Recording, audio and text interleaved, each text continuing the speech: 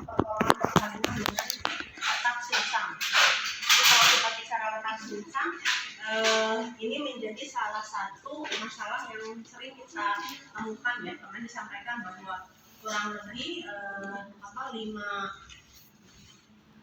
10 sampai 5% itu akan mengalami terjadinya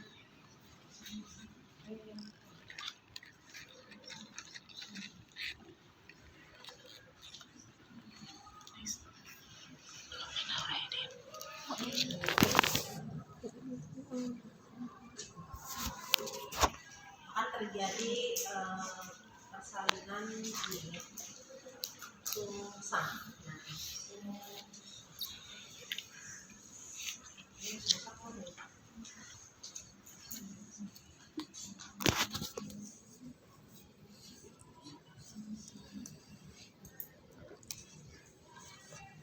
Jadi kalau kita bicara persalinan sungsang, kita harus tahu ya. Jadi kalau misalkan sungsang itu didiagnosa dengan cara apa?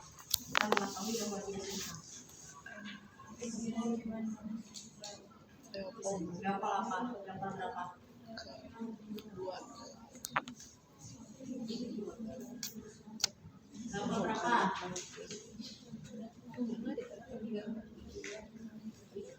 Ada level hiji yang naon itu? Yang menentukan bagian fundus.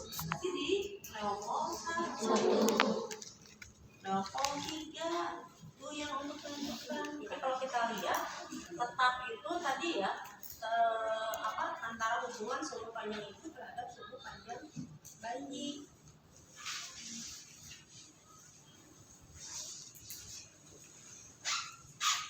Nah, ya, ini kalau kita lihat ya, 3 presentasi. Jadi kalau bicara terkait dengan letak sungsang bisa dengan pemeriksaan luar, ya, dengan pemeriksaan Leopold, terutama Leopold 1 dengan Leopold 3. Kemudian pemeriksaan dalam. Nah, di pemeriksaan dalam nanti yang akan kita ketahui itu dari pemeriksaan dalam itu kita menemukan adanya teraba presentasinya bokong dengan denominator atau bagian yang paling rendahnya adalah apa sih namanya? Sahur. Ya. Nah, ini misalkan jalan lahir ya. Ini jalan lahir. Nah, ini kan toksigis. Ya, jadi nanti Anda bisa meraba kalau misalkan dia letak sungsang dengan kondisi bahwa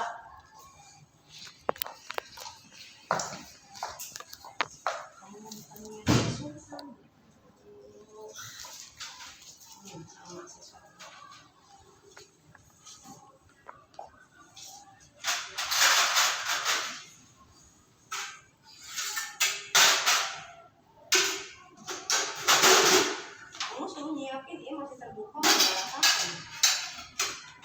kan nggak nyiapin alat letak sungsang.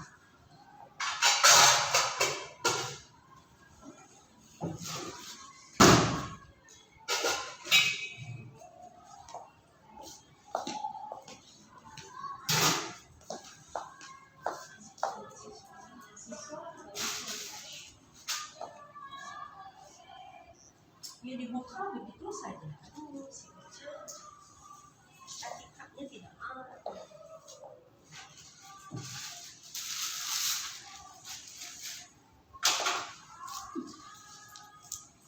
Kamu self itunya nggak ada ya, self esteemnya ya, ngeliat kebalakta ada yang jatuh nggak ada gitu, niat nyimpenin gitu ya. Ambiun, sekarang mahasiswa itu ambiun.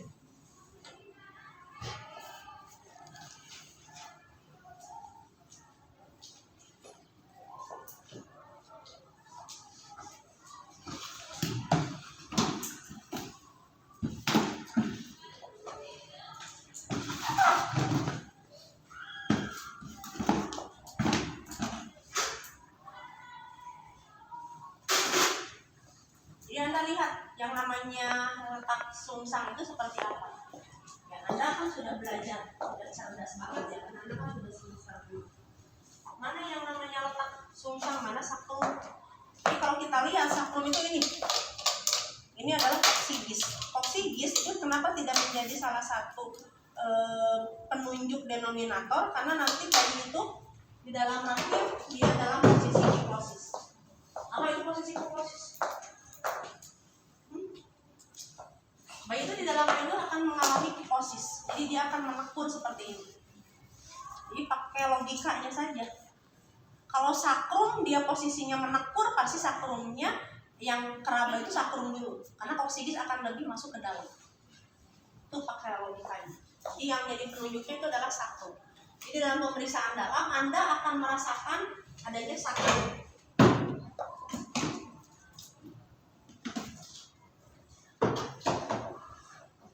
Kalau sakrum itu seperti apa? Ya ini sakrum, sambungan antar antar tulang yang tidak bisa digerakkan. Jadi ini sakrum itu tidak bisa digerakkan karena dia sebetulnya ada bagian-bagian terdiri dari 5 ruas, tapi rumah ruasnya itu dia tidak melakukan pergerakan. Nah, jadi Anda yang kerabanya adalah sakrum. Kemudian kalau kita lihat jenis atau letak sungsang itu ada berapa? Ya Anda ini nih, ada prime bridge.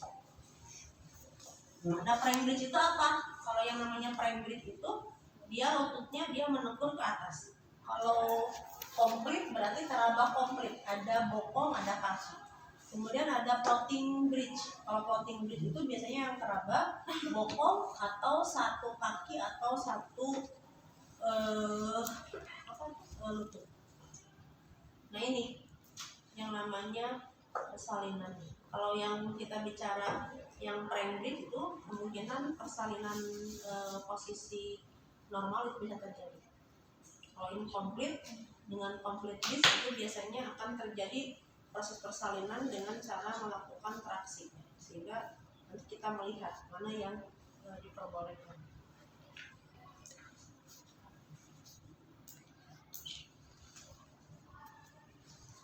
Ini penyebabnya ya, kemungkinan terjadinya persalinan ini nanti kita bisa dulu.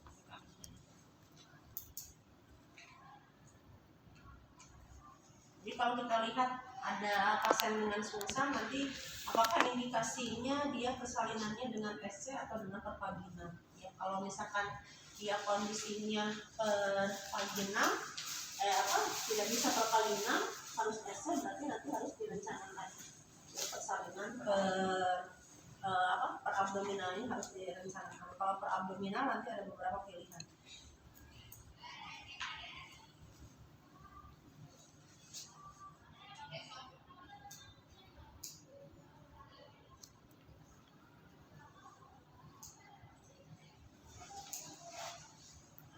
Persalinan sungsang itu ada jenisnya sama ya, seperti persalinan kepala. Ada persalinan spontan, ya. Kalau persalinan spontan berarti persalinan itu tanpa dibantu dari tenaga lain, jadi hanya kita membantu melakukan. Nah, Anda lihat ya, kalau kita bicara terkait dengan mekanisme persalinan, jadi nanti bokong itu akan masuk ke dalam panggul dengan posisi begini, melintang atau oblik. Ya. Karena bagian yang terluas itu adalah bagian yang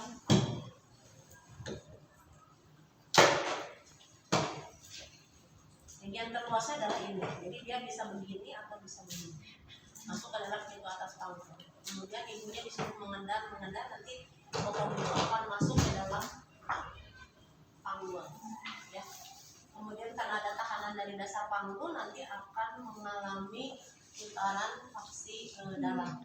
Ya, jadi dia yang tadinya miring, melintang atau oblik, dia akan berputar faksi dalam. Ya. Kemudian dia akan mengalami dengan posisi bokong bagian belakang itu lebih dalam. Jadi nanti yang akan terlihat terlebih dahulu itu adalah bokong atau bagian paha bagian depan. Ya. Nanti sudah melakukan putaran faksi dalam, dia akan mengalami defleksi ya, dengan tadi yang bagian belakang lebih masuk, ini lebih ke dalam. Kemudian dengan ibunya disuruh mengedam, terus mengedam, ibu ngedam, terus ngedam, maka nanti yang akan lahir terlebih dahulu itu adalah bagian trochanter depan. Ibu suruh ngedam, nanti lahirlah nanti bokong bayi ya, yang ditandai dengan bitrochanter. Nanti seperti ini ya. Ini kan daerah apus pubis ya. daerah arkus pubis. Jadi nanti ini kan tertutup ya, jadi nanti akan lahirlah bokong. Lahir bokong ditandai dengan bitrochanter. Bitrochanter itu adalah sambungan antara bokong dengan paha bagian atas. Nah ini namanya bitrochanter. Lihat lahirlah bokong yang ditandai dengan bitrochanter terdepan di depan vulva. Jadi pada saat Anda bitrochanter di depan vulva, ibunya disuruh mengendap. Kemudian kita pegang secara bra. Nah, bagaimana pegang secara bra? Ibu jari kita sejajar dengan paha bagian luar, kemudian jari lain memegang bokong. Kemudian lahir bayi nanti pada saat bokong lahir, maka kepala nanti akan masuk ya, bahu akan masuk ke dalam dasar panggul. Pada saat bahu masuk dasar panggul, maka dia akan melakukan putaran paksi dalam ya. Paksi dalam menjadi bahunya posisi antero posterior. Nah, kalau sudah bokongnya bahu masuk ke dalam dasar panggul, maka bokong lahir. Kemudian setelah bokong lahir, tadi kan kita sudah pegang secara bra, kemudian kita lahirkan nanti membantu melahirkan kaki ya. Kemudian kita nanti akan meraba denyut jantung bayi. Nah, kemudian pada saat bahu masuk ke dalam dasar panggul, dia akan melakukan putaran paksi dalam karena akan meluruskan bahu yang menjadi yang tadinya oblik menjadi antero posterior. Nah, bahu lahir ya, kemudian bahu lahir, kemudian nanti bahu depan juga lahir, arahkan nanti ke bawah ya untuk membantu melahirkan bahu. Kemudian kita elevasi ke atas untuk melahirkan bahu belakang. Nanti kepala bayi masuk ke dalam dasar panggul. Kemudian karena bayi masuk ke dalam dasar panggul, kita arahkan ke bawah untuk membantu nanti bayi tidak melakukan defleksi ya. Kemudian asisten melakukan penekanan suprapubis, kemudian kita lahirkan secara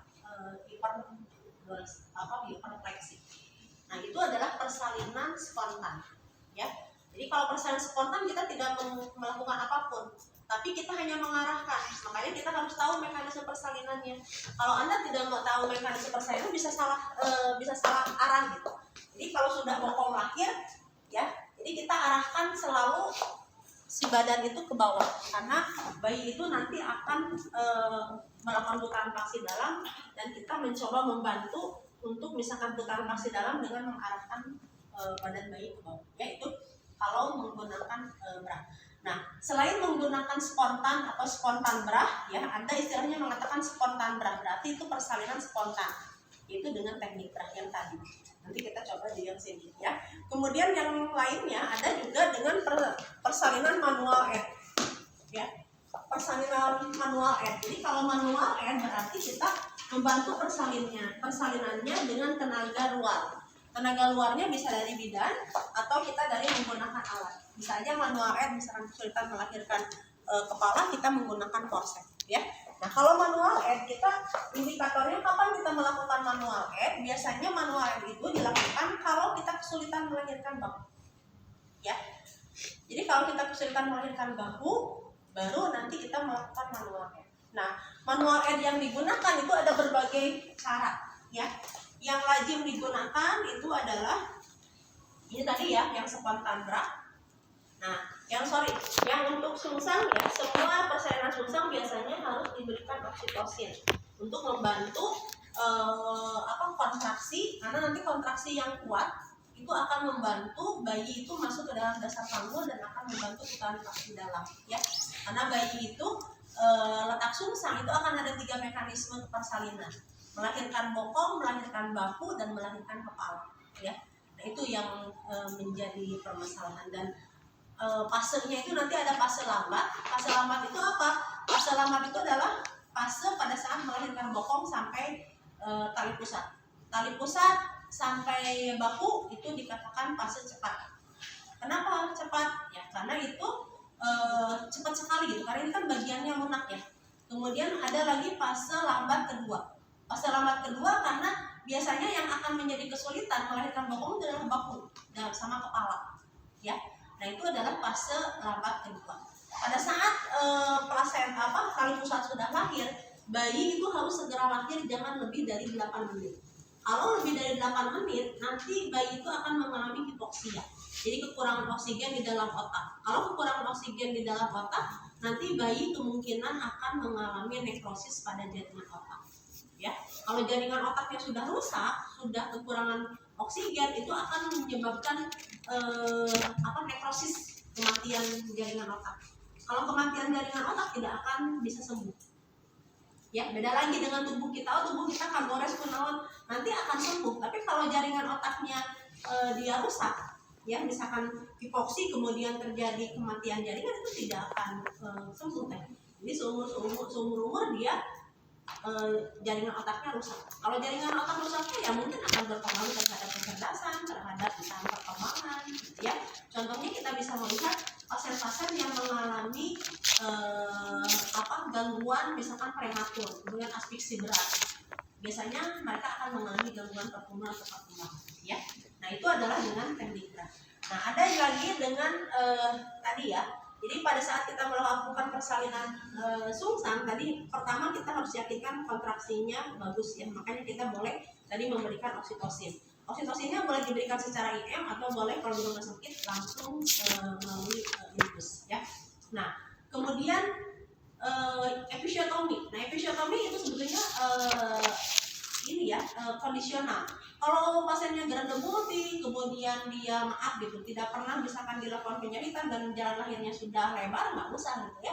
Tapi kalau pada primigrapida atau misalkan kaku, nah itu harus dilahirkan. Ya kenapa? Karena tadi ya akan kesulitan melahirkan bahu. Nah ini ya keuntungan bra ya tadi. Karena bra itu tanpa menggunakan tenaga luar, maka itu akan aman untuk pasien maupun untuk ibu. Nah ini adalah jenis persalinan manual aid. Ya, ada yang namanya klasik Deventer, ada yang namanya Muller, ada yang namanya Lopset dan Dittenbach. Ya, nah klasik itu apa? Tadi saya sampaikan, pada saat kita mau melakukan manual aid, apa yang menjadi indikator adalah kesulitan melahirkan bahu. Ya, nah ini pada saat kita menolong persalinan, misalkan ibunya sungsang, kemudian kita sudah menyiapkan siap alat, karena setelah sungsang itu kemungkinan dia akan mengalami asfiksi lebih besar. Ya, jadi kita harus menyiapkan tenaga. Kalau di rumah sakit biasanya ada bagian ini ya, bagian perinatal. Kemudian siapkan alat resusitasi. Kemudian kita siapkan alat resusitasi, kemudian kita siapkan alat yang lengkap ya seperti biasa untuk persalinan. Jadi kita sudah misalkan ibunya sudah ingin mengedan ya, kemudian setelah dipele ternyata pembukaannya sudah lengkap, maka kita menggunakan sarung tangan ya, sarung tangan ini misalkan ibunya karena di rumah sakit kenapa ini sudah dipasang infus ya. Nah kemudian setelah itu kita pimpin mengedan ya, kita kelihatan di situ kalau enggak ibunya disuruh mengedan, nanti ibunya mengedan mekanismenya yang tadi ya. Jadi kita langsung masuk ke kepala sudah di dasar tangan. Nah nanti ibunya ngedan, yang nanti akan kelihatan terlebih dahulu itu yang pada saat bokong lahir itu adalah bokong depan ya teh ya, bokong yang depan yang akan lebih kelihatan. Ibu terus ngedan bu, nanti ibunya ininya kurang bagus, harusnya pakai yang ini nih, alat pantun. Jadi teman-teman itu harusnya tahu ya, saya juga tidak masih tahu. Nah ini nanti bokong lahir, terus ngedan bu, ya ngedan bu, biarkan aja ngedan. Nanti bokong lahir ditandai dengan Bitrokanter. Bitrokanter sudah berada di depan pulpa. Ini Bitrokanter. Ya, jadi Bitrokanter itu ini kan Crista iliaca. Nah di Crista iliaca ini paha depan itu nanti kan ada nyambung di sini ya. Jadi Bitrokanter itu jangan ini, tapi sudah sampai ke sini. Ya. Nah setelah bokong lahir ditandai dengan Bitrokanter berada di depan, maka kita megang bayi secara bra. Bagaimana megang bayi secara bra? Ibu jari, kita kan bayinya begini. Kedua ibu jari simpan di paha bagian luar. Ya, jari 4 jari kita di bokong seperti ini. Ya, jadi kita pegangnya seperti ini. Ya, kita pegang seperti ini. Nanti teteh mungkin licin ya. Kalau licin ya kita pakai kain. Ya, misalkan kain pokok juga boleh. atau misalkan kain apa ya yang penting, atau misalkan ada ya itu boleh ya. Nah ini tapi untuk megang, tapi ini karena nanti kalau pakai ini nggak kelihatan ya, biasa tidak pakai. Jadi kita pegang secara bra ya. Nanti tadi jangan duduk ya, karena ya, kita pegang secara bra ya. Anda ingat pada saat misalkan bokong itu masuk ke dasar panggul, dia posisinya antara posterior, karena yang terluas adalah antara posterior. Kita pegang secara bra, ibu ngeden terus. Bokong lahir, maka bahu nanti akan masuk ke dalam dasar panggul. Ya, kita ini nanti bayi akan melakukan putaran paksi dalam, maka akan restitusi ke bagian luar. Lahirkan bokong dengan cara kita arahkan ke atas sedikit. Kalau tidak kita lahirkan ya. Setelah itu kita longgarkan tali pusat, raba denyutan untuk memastikan apakah janinnya hidup. Kita pegang lagi secara bra. Kemudian bayi masuk panggul, bahu masuk ke dalam dasar panggul. Kemudian kita bantu ya, bahu berputar dengan mengarahkan ke bawah sampai terlihat bahu depan. Ini ya. Setelah bahu depan terlihat, kita elevasi ke atas untuk membantu melahirkan bahu belakang. Kemudian setelah bahu belakang lahir, maka kepala akan masuk ke dalam dasar panggul dan kita bantu untuk melakukan putaran paksi dalam dengan mengarahkan badan bayi ke bawah dan asisten melakukan penekanan suprapubis. Ya, kenapa harus ditekan suprapubis? Jadi asisten itu menekan ke sini teh, ditekan yang kuat ke bawah supaya dia tidak begini. Kalau dia defleksi, nanti dia akan sulit melahirkan dagu karena dia akan nempel ke dalam jalan lahir. Kan jalan lahir gini ya, nanti seperti ini. Jadi asisten melakukan penekanan suprapubis, kita membantu kepala bayi melakukan putaran paksi dalam, ya. Kemudian kita arahkan badan bayi ke bawah, ya. Sepuk terus ngeden pintar sampai sampai subocciput berada di bawah simfisis. Saya lupa deh, harusnya jangan pakai ini. Kita harus pilih-pilih ya teh, nanti kalau disuruh ini jangan pakai yang kayak gini, nanti ini akan menghambat, jadinya tidak benar. Nah ini kita pegang ya, jadi kita arahkan ke bawah, bayi melakukan putaran paksi dalam, terus kita arahkan ke bawah sampai subocciput berada di bawah. Bu ngeden pintar bu, ya terus ngeden. Ini ya teh ya. Subocciput sudah berada di bawah, kemudian kita elevasi ke atas. Terus ngeden bu, ya terus ngeden. Lahirlah bayi. Jadi kita tidak melakukan tarikan. Ya, kita hanya membantu itu melakukan agak tarikan sedikit pada saat melakukan elevasi ke atas, hiperlordosis. Paham ya? Jadi kita mengikuti aja. Jadi misalkan sudah bokong lahir, maka di antara posterior kita pegang secara bra, kita arahkan ke bawah karena bahu akan masuk ke dalam dasar panggul dengan posisi antara posterior. Kemudian nanti bahu akan meluruskan begini, ya, akan begini, kemudian dia akan restitusi ya, akan keluar, kemudian kita lahirkan kaki membantu, kemudian kita lawatkan tali pusat, raba denyutan, kita pegang lagi. Kepala nanti masuk ke dalam dasar panggul, ya, bantu kita mengarahkan ke bawah, kemudian sampai subocciput berada di bawah simfisis, kita lakukan hiperlordosis. Ya, itu dengan teknik bra. Nah, lalu bagaimana? Nah, kesulitannya misalkan ternyata setelah kita melakukan pertolongan bra, ternyata ini pasien harus dilakukan manual aid. Ya, manual aid ditandai dengan apa? Ternyata kita mengalami kesulitan melahirkan bahu. Ya, tadi saya sampaikan. Jadi setelah bokong lahir, ya, ini bokong lahir kita bantu, misalkan pegang secara bra, kemudian kita bantu, terus ngeden kok, ya pintar ngeden. Kita hanya mengarahkan ya, ngeden, kemudian bantu lahirkan kaki, ya kita arahkan begini ya teh ya. Boleh kita nanti begini aja teh, ya kita lahirkan satu-satu. Gitu. Lalu kita longgarkan tali pusat raba denyutan. Ini kurang enak tuh di sini. Kemudian kita pegang lagi secara bra, kan kita melahirkan bahu depan. Ternyata tidak lahir. Bahu depan kita coba arahkan ke bawah, ternyata bahu tidak lahir. Nah, tapi bahu depan lebih rendah. Ini tandanya lebih rendah. Ya, jadi gelang bahu sudah kelihatan. Ya, maka kita menggunakan teknik Muller. Muller adalah memegang dengan teknik secara femoropelvic. Bagaimana femoropelvic? Jadi ibu jari ya kita sejajarkan dengan paha bagian luar, kemudian jari telunjuk di crista iliaca dan 3 jari lainnya di depan. Ya. Crista iliaca itu teteh jadi nekannya jangan ke perut. Nanti kalau nekan ke perut nanti kita menekan organ-organ tubuh si janin. Ya. Jadi kita menekannya ini teh crista iliaca. Ya. Jadi kita pegang seperti ini. Nah, pegang kita secara femoropelvic seperti ini. Ya, karena ini teknik Muller ya teh ya. Kita hanya mengarahkan ke bawah teh. Tarik curang ke bawah sampai bahu depan lahir. Kalau bahu depannya belum lahir misalkan sebagian, kita telusuri scapula, clavicula, humerus, fossa antecubiti, kemudian kita pelan-pelan sedikit fleksikan. Ya.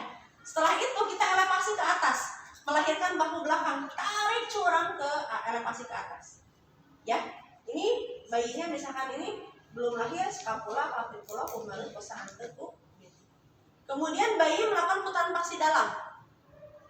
Nah, pada saat berbarengan dengan kepala bayi melakukan putaran paksi dalam, tangan kiri kita masuk teh ke dalam vagina. Ya, sebentar. Kenapa kita masuk ke dalam vagina? Ini untuk membantu melahirkan kepala dengan teknik Maury-Saw. Ini tangan masuk, ini simpan di mulut atau di dagu bayi. Jari telunjuk dan jari manis kita simpan di fossa canina. Ini fossa canina. Kita tekan, ya, supaya fleksi. Kemudian badan bayi kita tunggangkan seperti menunggang kuda. Jari ya, tangan yang paling kuat kalau teteh kidal berarti tangan kanan yang di bawah. Tapi kalau tidak kidal berarti tangan kanan yang di atas. Kita cengkram seperti ini. Ya. Kemudian kita tarik curang ke bawah sampai subocciput berada di bawah. Ini subocciput. Subocciput berada di bawah simfisis. Kita tarik curang ke bawah, kemudian kita lakukan hiperlordosis. Ini kita praktekkan. Ya. Setelah melahirkan tadi kan kita menggunakan teknik Muller ya. Kita tarik untuk melahirkan bahu depan. Kita ulang lagi supaya benar tidak. Ya, kita melahirkan bahu depan, kita pegang secara femoropelvic, curang. Kemudian belum lahir bahunya kita lahirkan scapula, clavicula, humerus, fossa antecubiti kita fleksikan. Lahir, kemudian kita elevasi ke atas untuk melahirkan bahu belakang, scapula, clavicula, humerus, fossa antecubiti. Kemudian bayi melakukan putaran paksi dalam dan tangan kita masuk ke dalam vagina, posisikan jari tengah di mulut rahim atau di dagu dan jari manis dan jari telunjuk di fossa canina. Kita tunggangkan bayi seolah-olah menunggang kuda, kita cengkram bahu, tarik curang ke bawah dan asisten sambil menekan suprapubis. Sampul ngadan, ya naik tekan naik terus, ya yuk bentar. Sampai subocciput berada di bawah simfisis, kemudian kita lahirkan secara hiperlordosis. Ya, itu teknik Muller. Ya. Nah, lalu bagaimana kalau teknik klasik Depenter? Nah, kalau klasik Depenter itu melahirkannya adalah melahirkan dulu bahu belakang. Kalau Muller itu bahu depan dulu. Tapi kalau klasik Depenter itu melahirkan bahu belakang. Kalau tadi Muller itu bahu depan udah kelihatan, jadi bahu depan itu lebih rendah. Jadi lebih kelihatan dibandingkan dengan bahu belakang. Maka kita menggunakan Muller. Tapi kalau klasik Depenter justru kebalik. Bahu belakang ya itu lebih rendah dibandingkan dengan bahu depan ya. Atau intinya gelang bahu tidak terlihat sama sekali. Ya, jadi seperti ini teh. Jadi si bahunya itu dia masih di dalam vagina. Kalau tadi yang Muller itu kan dia lebih rendah ya, ini akan kelihatan. Si gelang bahunya sudah kelihatan di dekat bahu. Nah, kita tadi sama ya, kita pegang secara bra, kemudian lahirkan kaki, longgarkan tali pusat, raba denyutan, kita arahkan bayi ke bawah untuk membantu melahirkan bahu. Ternyata kesulitan melahirkan bahu. Ya. Pada saat kesulitan melahirkan bahu dan belum terlihat gelang bahu sama sekali, maka kita harus memastikan apakah ada lengan menunjuk atau lengan menjunjit. Gimana caranya? Tangan kanan masuk. Ini telusuri. Sini ya, telusuri. Kemudian sampai ke di sini. Kemudian kita cari apakah teraba lengan enggak di samping kepala bayi. Kalau ini lengan menjungkit, Kalau ini lengan menunjuk. Kalau menjungkit hanya begini, tapi kalau menunjuk sudah begini. Ya, kalau ada lengan menunjuk atau lengan menjungkit tidak boleh dilahirkan dengan teknik klasik. Ya, jadi tidak boleh syaratnya klasik, gelang bahu masih tinggi, tidak ada lengan menunjuk dan lengan menjungkit. Nah, setelah dicek, ya kita pegang bayi, setelah dicek ternyata tidak ada lengan menjungkit atau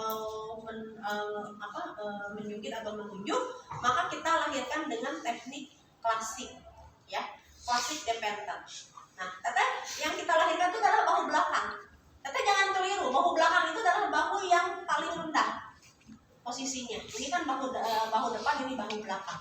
Nah, karena yang mau kita lahirkan itu adalah bahu sebelah kiri dari penolong, maka kita pegang kaki bayi dengan teknik garpu. Ya, jadi ini seperti ini teknik garpu. Ya, jadi kita pegang, arahkan, ya, seolah-olah perut bayi ketemu perut ibu. Jadi arahkan ke depan sini, ya, arahkan ke sini. Kemudian kita telusuri. Nah, sudah diarahkan, ini diarahkan ke atas, kita telusuri teh. Skapula, ini kan skapula ya, skapula, clavicula, humerus, fossa antecubiti. Fossa antecubiti itu ini, ya, fossa antecubiti. Kemudian kita fleksikan teh, tekan, seolah-olah mengusap muka, ya. Nah, jadi kita, ini kan seperti ini ya. Kemudian kita pegang secara garpu, ya, arahkan perut ibu, perut bayi seolah-olah ketemu perut ibu. Kemudian kita telusuri scapula, clavicula, humerus, fossa antecubiti. Kemudian kita fleksikan, kita seolah-olah tangan bayi mengusap muka. Lahirkan. Untuk melahirkan bahu depan kita pindahkan. Ini ke sini, ini ke sini. Kita telusuri scapula, clavicula, humerus, fossa antecubiti. Kita sini ya, kita tarik ke bawah seolah-olah punggung bayi ketemu punggung ibu. Ya, scapula, clavicula, humerus, fossa antecubiti, kita ambil, fleksikan, seolah-olah mengusap muka. Kemudian bayi nanti melakukan putaran paksi dalam, tangan kita masuk, posisikan, ya. Kemudian kita tunggangkan kaki. Kemudian kita tarik curang ke bawah. Ibu medan sambil asisten melakukan penekanan supra pubis, ya. Tekan Bu, tekan, bagus. Ya, terus pintar sampai subocciput berada di bawah simfisis. Kita lakukan hiperlordosis, ya. Kita selanjutkan dengan teknik lobset. Teknik lobset itu adalah prinsipnya seperti skrup, ya. Jadi lobset itu kita memutar 180 derajat. Jadi teteh nanti memutar bokong 180 derajat. Ya. Letak lobset, teknik lobset, manual end lobset biasanya digunakan pada kondisi ada lengan menjungkit. Begini. Ya. Jadi kalau sebetulnya yang sering digunakan itu lobset, karena lobset itu tangan itu tidak masuk ke dalam. Klasik bahayanya bisa terjadi fraktur pada daerah tangan, karena kan kita keluarkan paksa dalam tanda kutip, ya. Nah, kalau dengan teknik lobset biasanya dilakukan pada posisi lengan menjungkit, ya. Jadi kita sudah lahir, sudah mencoba mau melahirkan bahu, ya. Kemudian kan sudah dilonggarkan, diraba, kemudian kita coba melahirkan bahu, ternyata tidak lahir bahunya. Ya, setelah kita cek ternyata ada lengan menjungkit tadi yang seperti ini, ya. Nah, karena ada lengan menjungkit kita pegang secara femoro-pelvic, ya.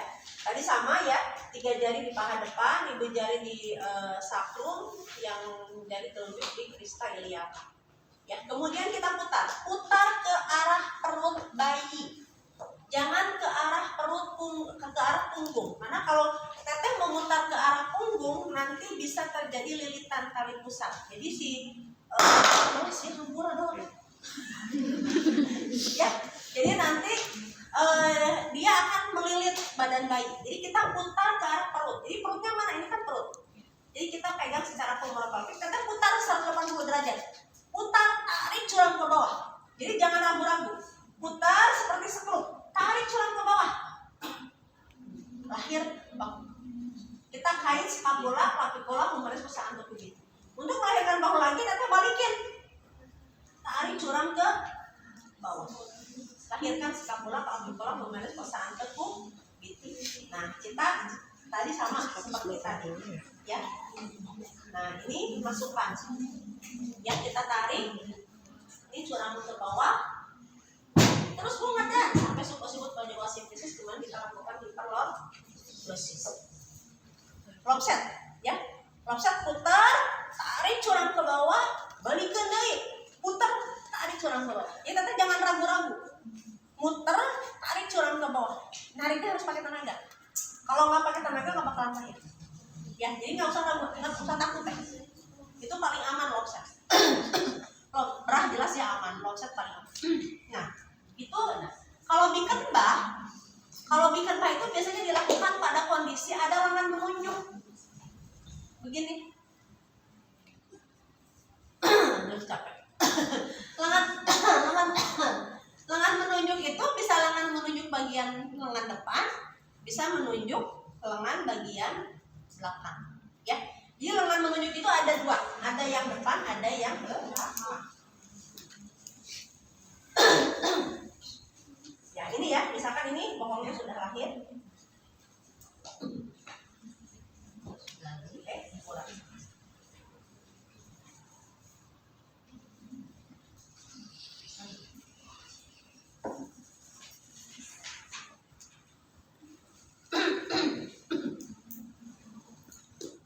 Nah, ini kalau misalkan dia lengan menunjuk seperti ini. Ini berarti lengan menunjuk bagian depan. Kalau dia lengan menunjuk begini, berarti itu bagian belakang. Nah, apa yang harus kita lakukan? Kita lihat dulu, ya. Kita sudah bokong lahir, karena ternyata tidak lahir. Misalkan bahu, kemudian kita cek apakah ada lengan menunjuk atau lengan menjungkit. Ternyata ada lengan menunjuk bagian depan, ya. Nah, kita lihat kalau lengan menunjuk bagian depan, maka kita posisinya bukan femoropelvic, tapi tangan ini sejajar dengan dada. Ya, dada dengan posisi jempol berada di depan. Jadi polda, jempol di dada. Jadi kalau misalkan dia lengan menunjuknya adalah depan, maka jempol di dada atau polda. Putar ke arah lengan menunjuk. Menunjuknya kan sini ya. Kita putar ke sini. Ya. Nah, ini contohnya. Dia yang depan, maka kita jempolnya di sini simpan di dada. Ya, kita putar ke arah lengan menunjuk. Kan ini depan ya. Menunjuknya kan berarti kemana? Ini menunjuk. Nah, kan ke depan ya. Kita pegang secara ini di polda, kemudian kita putar kan. Nah, kita putar. Kan ini di sini ya, jempolnya di dada. Kita putar. Tapi tidak boleh menarik kalau yang dikembang. Jadi kita hanya muter, ya. Nah, kemudian setelah kita diputar, nanti kita lahirkan. Oh, ini bahu depannya ada kelihatan kan?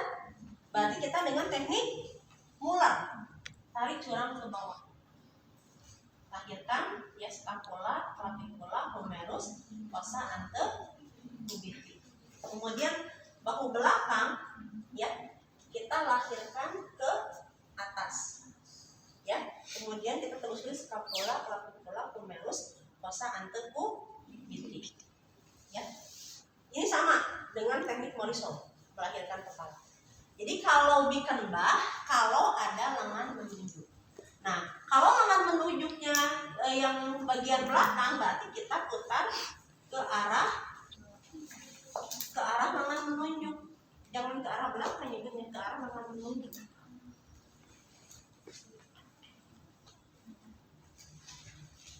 Mana kepalanya? Makanya badan.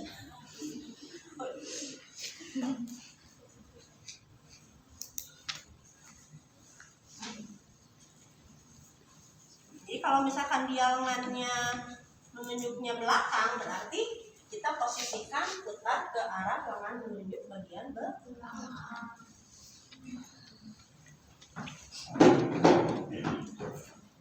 Ini ya. Misalkan lengan menunjuknya bagian belakang. Ya. Berarti ini bagian belakang. Berarti kita, nah kalau di bagian belakang jempolnya di belakang. Polhum, jempol di punggung. Kita putar ke arah. Kan kalau belakang berarti begini ya teh. Kalau belakang itu kan ke sini ya. Kita teh ke arahnya ke sana muternya. Berarti ya? Nih, putar ke sini. Putar. Udah, putar, jangan narik. Ini bahu depan udah lahir, kita tinggal pegang secara pelvic, tarik suram ke bawah, melanjutkan bahu depan. Jadi bikin bah itu double, ya. Ini kemudian kita posisi. Nah, ini baru kita pola humerus. Dia nanti kita lihat kalau misalkan setelah dilakukan putaran ternyata misalkan belum lahir, tapi kalau udah lahir ya nggak apa-apa, nggak usah di ini tekniknya. Setelah mengedan sumbut di bawah simplisis, kita lakukan infak. Oke, ada yang mau ditanyakan? Nah, teknik bikin bah. Ya, bikin bah itu jadi intinya malah dilakukan pada saat ada lengan menunjuk. Ada yang ditanyakan? Bayi itu untuk ya. Ada yang ditanyakan? Nah ini ya, untuk melahirkan kepala itu ada morisol, ada nojoks, ada prak. Morisol itu yang tadi ya. Kalau nojok itu jarang digunakan, hampir sama ya dengan prak terbalik itu sama. Kalau prak terbalik, jadi kepalanya begini lahirnya, ya. Jadi kepalanya kan harusnya begini, ini mana karat gitu, ngerti ya? Itu namanya prak terbalik. Jadi sama, cuman kita menggunakannya. Kalau cunam piper itu melahirkan kepala dengan menggunakan korset. Ya, oke, jadi ya. Ada yang mau ditanyakan? Kalau tidak ada, Izin bertanya. Tapi misalnya ada kasus di mana posisi bayinya itu normal, nah tetapi kondisi bayinya itu yang abnormal, jadi di mana abdomennya itu besar. Misalnya ada kasus di mana ibu tersebut itu datang dengan udah pembukaan penuh, tetapi kita kan belum tahu gitu kondisi bayinya seperti apa, jadi posisi si abdomennya tuh sulit keluar gitu ibu. ya kan kita makanya sekarang kan harus ada USG ya. Kalau dia kelainan mayor sebetulnya bisa kelihatan. Itu satu. Yang kedua, teteh kalau misalkan ini kan ini sungsang. Kalau kita bicara sungsang berarti teteh kan kesulitannya itu lebih kepada melahirkan kepala. Ya. Nah kalau misalkan dia perutnya sudah membesar ya nanti tidak akan lahir.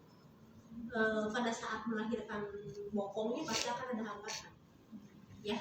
Nah kalau misalkan seperti itu ya sebetulnya nanti kita kan bisa melihat kalau misalkan dia bayinya mengalami kelainan pada misalkan perut ya tidak akan lahir ya. Jadi sebetulnya kalau dia sudah kelihatan bahwa misalkan kesulitan ya kita jangan melahirkan gitu ya, dilahirkan. Makanya tadi perlunya harus ada pemeriksaan USG.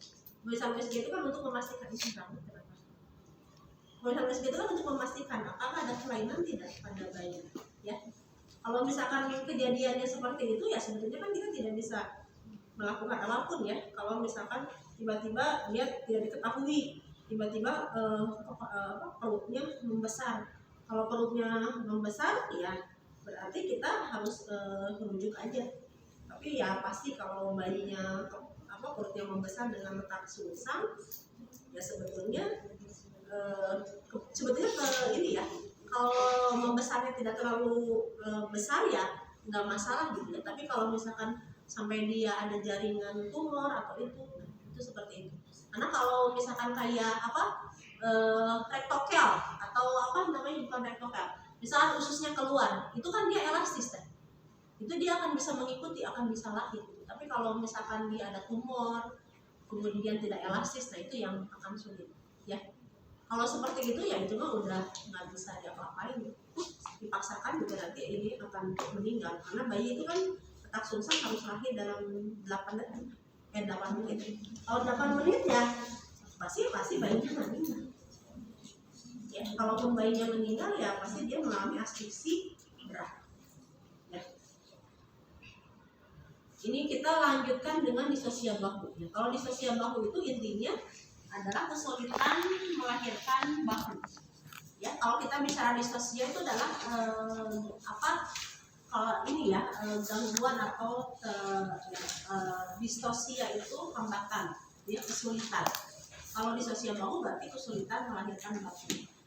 Ini bisa terjadi karena apa? Bisa terjadi karena deformitas panggul. Misalkan kelainan panggulnya misalkan yang panjang sebelah, atau misalkan pada bayi yang besar. Ya, nah ini multipara bayi besar, nah itu biasanya berisiko mengalami distosia bahu. Makanya yang perlu kita garis bawahi, kenapa bayi besar tidak boleh lahir kepalginan, kalau akhirnya dia kesulitan melahirkan bahu, ya, atau disebut ada makrosomia, berat bayi lebih dari 4 kg. Ya. Kemudian diabetes mellitus juga harus hati-hati ya, dan obesitas maternal itu hati-hati. Nah, kalau misalkan pada distosia bahu itu juga bisa terjadi kala 2 memanjang. Ya, kala 2 memanjang sehingga nanti kontraksinya tidak baik. Nah, itu juga bisa menyebabkan, atau induksi karena dia kelelahan akhirnya harusnya melahirkan lahir bahu, tidak terjadi kelahiran bahu. Ya, nanti ada beberapa komplikasi. Saya akan membahas dulu terkait dengan tindakan pertolongan. Nah, kalau penata laksanaannya yang harus kita perhatikan pada saat penata laksanaan terjadinya distosia bahu adalah meminta bantuan. Ya, jadi kita harus minta tolong. Misalkan Anda sendiri nih melahirkan melalui persalinan, dia distosia bahu, jadi Anda harus minta tolong. Ya, tolong ke siapa ya? Siapa aja yang ada di situ. Ya, kemudian yang selanjutnya adalah dengan persalinan, atau dengan yang kedua adalah episiotomi seluas-luasnya. Kenapa harus dilakukan episiotomi? Karena di sini tadi disampaikan ketidaksesuaian antara diameter jalan lahir dengan diameter bahu, ya, maka harus dilakukan episiotomi. Kita episiotominya yang luas ya. Bagaimana cara episiotomi pada letak dengan distosia bahu? Maka kita harus megang seperti ini ya. Kemudian kita masukkan tangan. Nah, ini nanti kita lakukan jahitan ya. Lakukan ini guntingan. Jangan misalkan gini langsung digituin, jangan. Nanti kita pegang dulu, arahkan ke sini, tangan kiri masuk. Kemudian kita lakukan episiotomi. Kemudian yang ketiga adalah manuver mikrobed. Nah, manuver mikrobed itu adalah memposisikan panggul. Jadi nanti si ibunya tidur, ininya harus ditembus segini kan? Ya, nanti penolong atau yang asisten atau teman kita ini megang, kemudian ini tekan. Nanti si ibu itu ngeden seperti ini. Kalau tidak ditekan nanti ngeden nyepak, ngerti nggak? Jadi ini supaya ada tenaga. Jadi ini, ya, ini adalah teknik mikrobed. Ibu disuruh mikrobed, sapu ngeden, tidak berhasil. Maka kita menggunakan teknik Masanti. Teknik Masanti itu adalah dengan menekan suprapubis. Nah, menekan suprapubis, saya lihat dulu, dia punggungnya ada di mana. Ini misalkan gini, punggungnya ada di sini. Berarti teteh menekannya ke arah dada, jangan ke arah punggung. Kalau ke arah punggung dia melebarkan bahu, tapi kalau ke depan dia memperkecil bahu. Ya, kita tekan ini ke arah bahu. Kalau distosia bahu kan kayak gini, kita tekan ke sini. Ya, itu secara bersamaan sambil ibunya posisi mikrobed, kita lakukan penekanan suprapubis atau Masanti, penolong melakukan tarikan. Ngerti ya? Tidak berhasil, maka kita melakukan teknik Rubin. Apa itu teknik Rubin? Teknik Rubin itu adalah menekan bahu bagian anterior.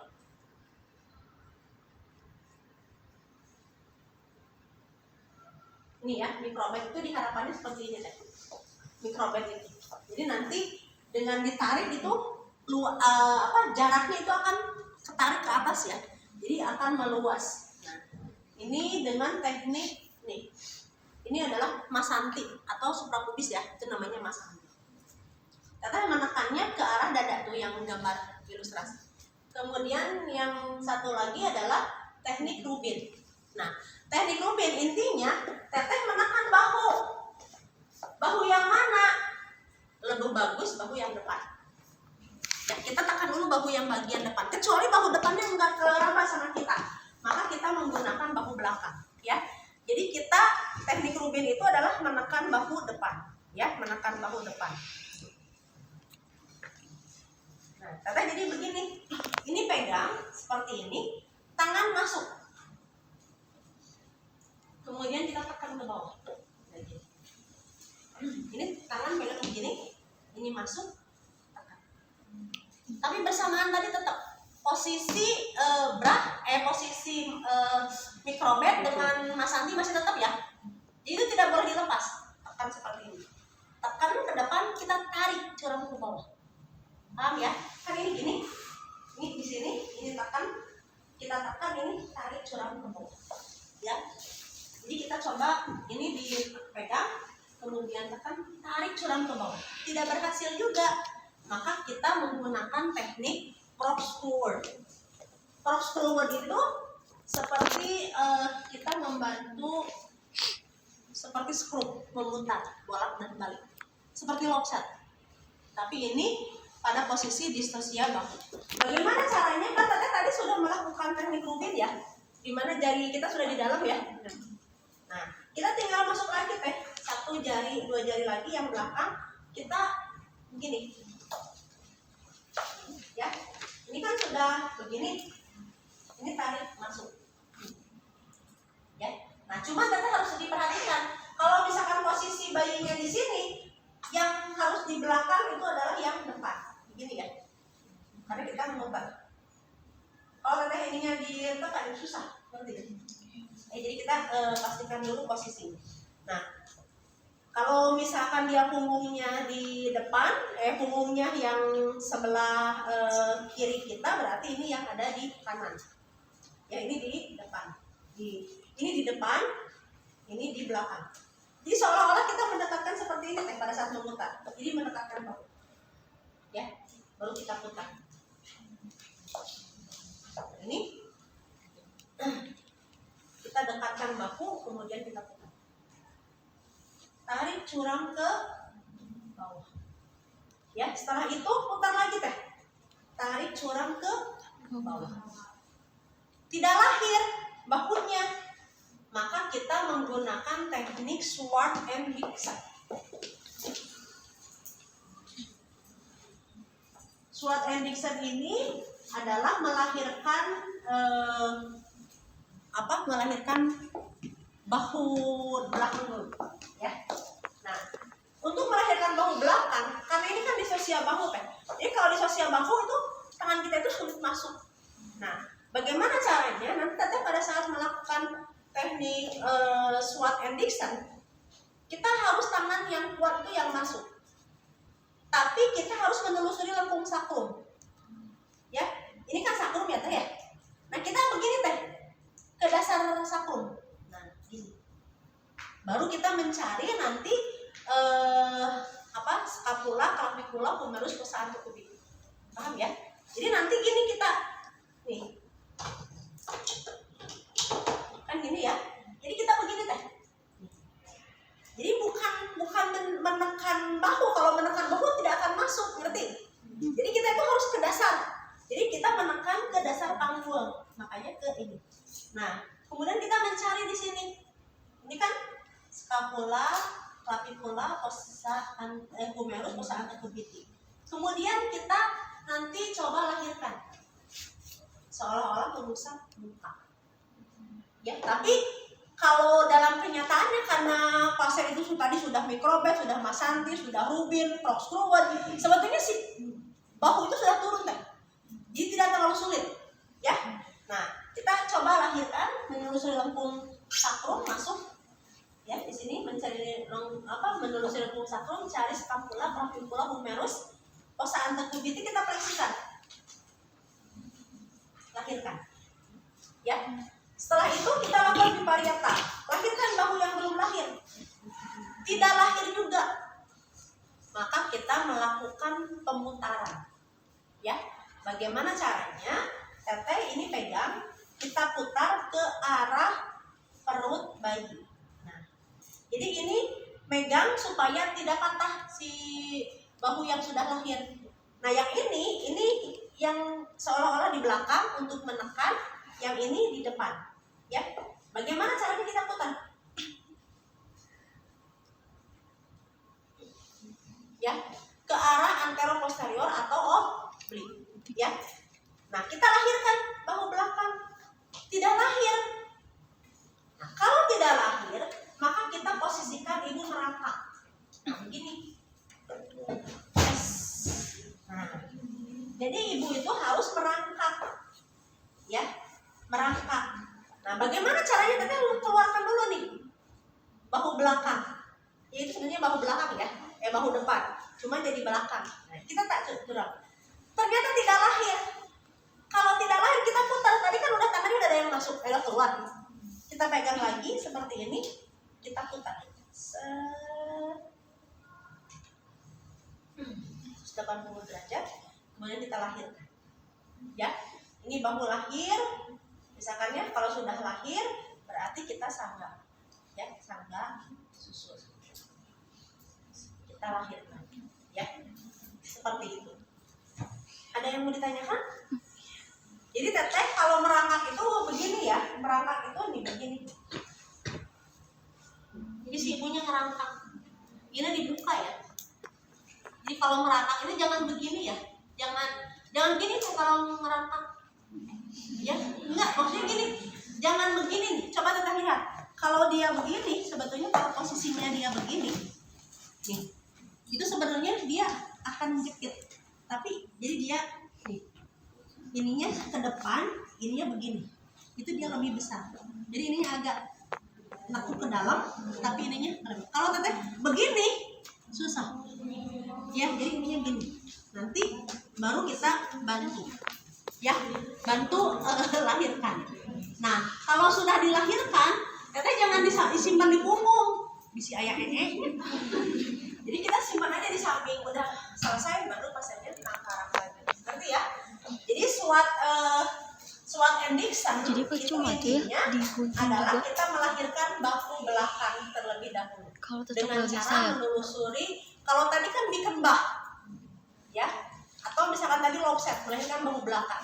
Nah, kalau ini ya melahirkan bahu belakang dengan kondisi di sosial bahu. Jadi teteh harus menelusuri lengkung sakrum, jangan menelusuri ini ya, jangan menelusuri tangan bayi.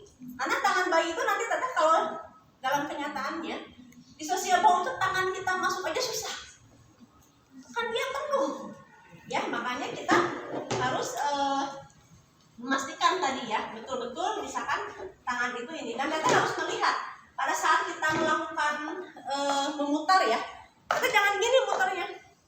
Tapi kita itu tangan kita itu sebagai fiksasi, jadi begini, ya. Jadi itu melindungi skapula. Jadi kita begini megang, ya. Jadi kalau misalkan teteh mau memutar nih bahu belakang jadi bahu depan, nah ini, jadi ini begini. Nah, ini di depan. Jadi jadi nggak boleh begini muter-muter gitu, nanti dia bisa kebalik. Jadi kita begini nih, ya, ini sini.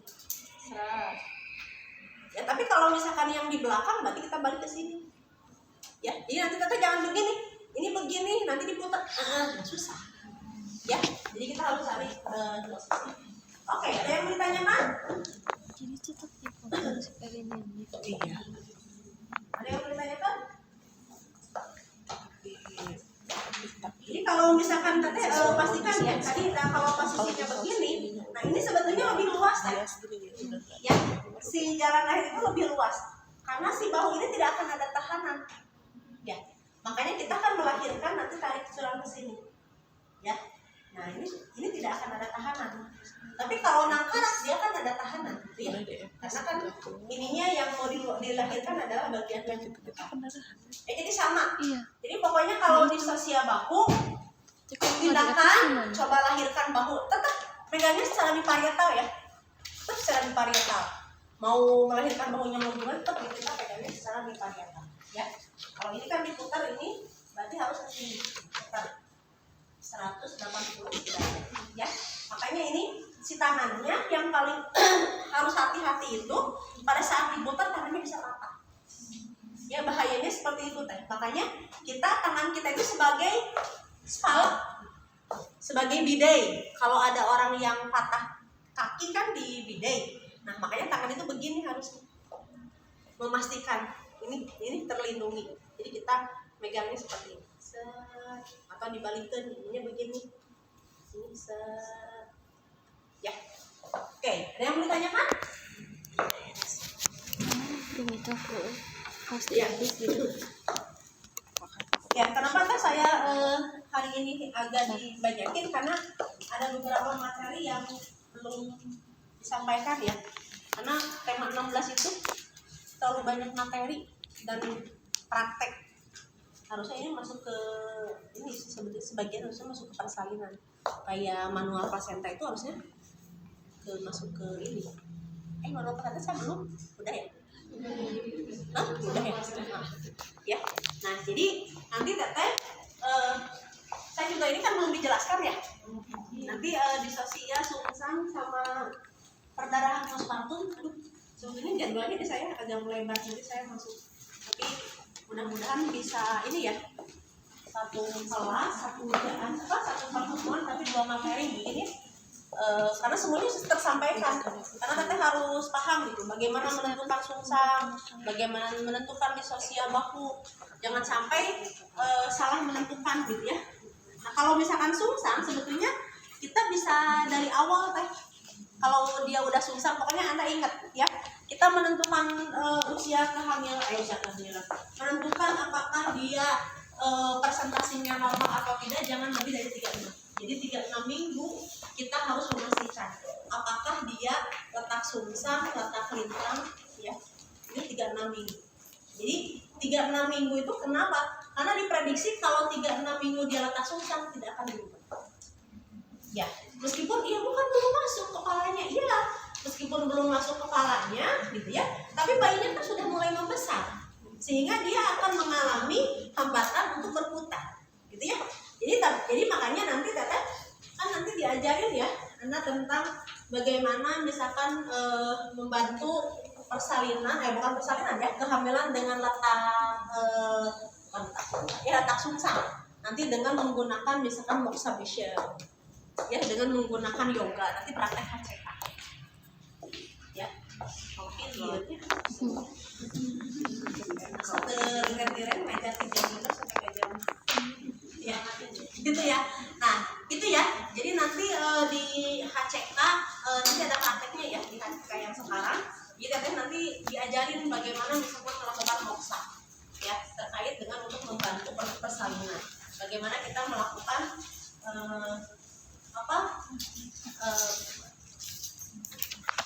masa sparingnya, ya. Nanti kan bisa saja kita menemukan pasien misalkan ini grafida atau misalkan mau grafida tapi dia mengalami misalkan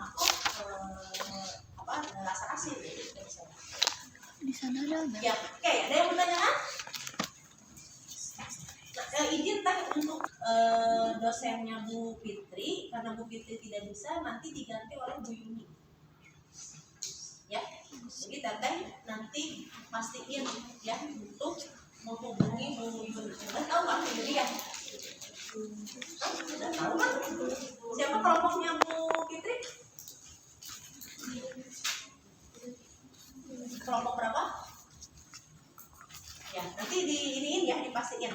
Nanti yang Bu Fitri, karena Bu Fitri nggak bisa, jadi diganti oleh Bu Yuni. Ya, oke. Ada yang ditanyakan? Ikan sepat, ikan lele.